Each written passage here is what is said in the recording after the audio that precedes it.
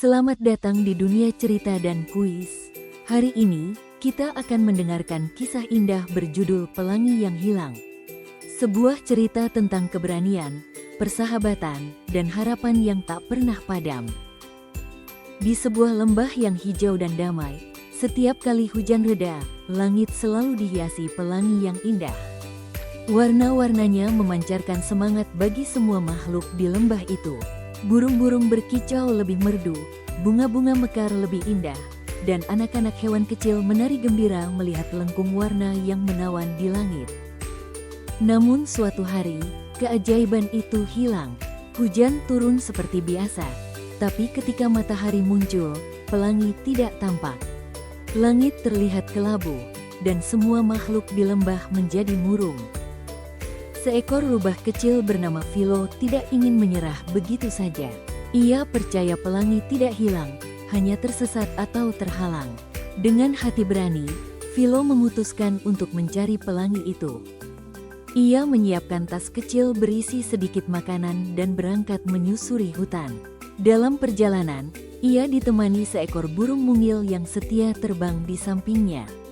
Pelangi itu pasti butuh bantuan kita, pikir Philo dengan penuh semangat. Perjalanan membawa mereka ke dalam hutan yang gelap. Pepohonan tinggi menjulang, suara angin menderu, dan sinar matahari hampir tak mampu menembus dedaunan tebal. Di sana, muncul cahaya kecil dari kunang-kunang yang beterbangan. Cahaya itu seperti tanda jalan. Setiap kelip mereka seakan berbisik, "Ikuti kami, jalanmu akan terang." Dengan penuh rasa percaya, Philo mengikuti cahaya itu hingga keluar dari kegelapan.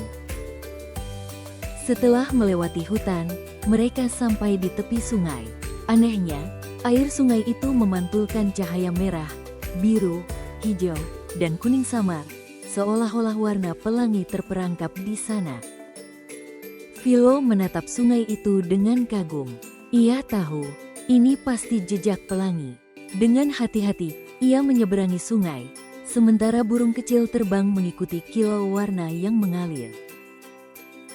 Perjalanan mereka berlanjut hingga sampai ke sebuah gunung tinggi. Gunung itu diselimuti awan tebal, seakan menyembunyikan sesuatu. Dari balik awan, tampak cahaya lembut yang mengintip. Philo mendaki dengan penuh perjuangan.